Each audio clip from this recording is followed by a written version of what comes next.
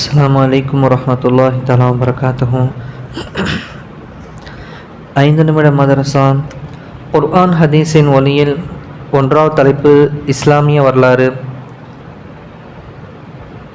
யூசா பின் noon அலைஹிஸ்ஸலாத்து வஸ்ஸலாம் அவர்களை பற்றி. யூசா அலைஹிஸ்ஸலாத்து வஸ்ஸலாம் அவர்கள் பனு இஸ்ராயலின் ஒரு நபி ஆவார்கள்.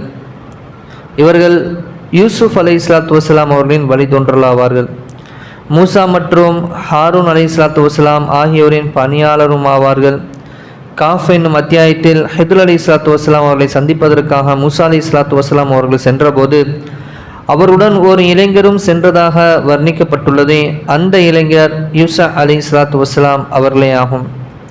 மூசா மற்றும் ஹாரூன் அலைஹிஸ்ஸலாத்து வஸ்ஸலாம் காலமான பிறகு இவர்களுக்கு நபித்துவம் கிடைத்தது. 40 ஆண்டுகளுக்கு பிறகு இவர்களின் வழிகாட்டுதலின்படியே பனு இஸ்ராயில் தையா எனும் மைதானத்திலிருந்து வெளியேற்றி பைத்துல் முகத்தஸ் செல்லும் பாக்கியத்தை அல்லாஹ் அருளினான்.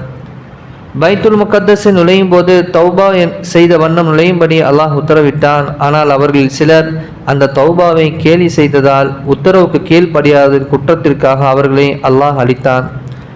2வது தலைப்பு அன்னலாரின் அற்புதம். தானியத்தில் அபிவிருத்தி. ஒரு நபர் நபி ஸல்லல்லாஹு அலைஹி வஸல்லம் அவரிடம் வந்து உணவுக்காக சிறிது தானியம் வேண்டினார். நபி அவர்களும் அந்த மனிதருக்கு ஒரு அதாவது சுமார் 100 கிலோ வார் கோதுமையை வழங்கினார்கள். இதை வாங்கி சென்ற அவர் தமது குடும்பத்தாருடன் அவ்வப்போது வருகின்ற விருந்தினர்களுடன் பல வருடங்களாக அதை உண்டு வந்தார். அதில் குறைவே ஏற்படவில்லை. ஒரு தடவை அவர் அந்த கோதுமையை அளந்து பார்க்கிறார். அதிலிருந்து பரக்கத் போய்விட்டது. அதன் பிறகு அவர் நபி ஸல்லல்லாஹு அலைஹி வஸல்லம் அவரிடம் வந்து விவரித்தார். நபி ஸல்லல்லாஹு அலைஹி வஸல்லம் அவர்கள், நீர் அதை அளக்காமல் இருந்திருந்தால் உமது குடும்பத்துக்கு அது போதுமானதாக இருந்திருக்கும் என கூறியதாக ஜாபிர் ரலியல்லாஹு அன்ஹு அவர்கள் தெரிவித்துள்ளார்கள். 3வது தலைப்பு ஒரு ஃபர்லை பற்றி.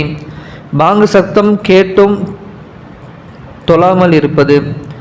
அல்லாஹ்வின் அழைப்பாளரின் முஅத்தின் குரல் கேட்டும் எவர் தொழப் போகவில்லையோ அவரின் இந்த செயல் அநியாயமும் குஃபரும் நயவஞ்சகமும் ஆகும் என நபி ஸல்லல்லாஹு அலைஹி வஸல்லம் அவர்கள் கூறினார்கள். 4வது தலைப்பு ஒரு சுன்னத்தை பற்றி. தூங்கும் முன் ஓத வேண்டிய துஆ. நபி ஸல்லல்லாஹு அலைஹி வஸல்லம் அவர்கள் தூங்கும் முன் தமது கையை தலைக்கு கீழ் வைத்து 3 முறை இந்த துஆவை ஓதுவார்கள். அல்லாஹும்ம கினி அஸாபக யௌம தபஅஸு இபாதக. இதன் பொருளாவது, ரச்சா எனது அடியார்களே, நீ எழுப்பும் நாளில் அன்றைய வேதனையிலிருந்து எம்மை காப்பாயாக என்பதாகும். 5வது தலைப்பு ஒரு முக்கிய அமலின் சிறப்பு. நல்லெண்ணம் கொள்வது.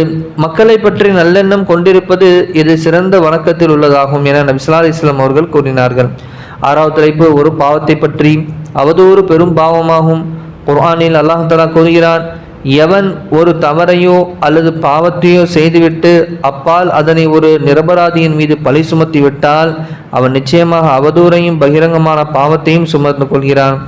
7வது தலைப்பு உலகத்தை பற்றி. உலகம் ஒரு சோதனையே.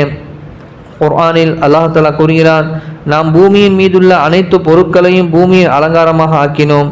ஏனென்றால் அதன் மூலமாக மக்களில் யார் மிக அதிகமாக நற்செயல்கள் செய்கிறார் என்பதை சோதிப்பதற்காகவே என சூரா கஹ்ஃபில் அல்லாஹ் கூறுகிறான். 8வது தலைப்பு மறுமையை பற்றி. நரகின் நெருப்பு எதுவரை பற்றும்?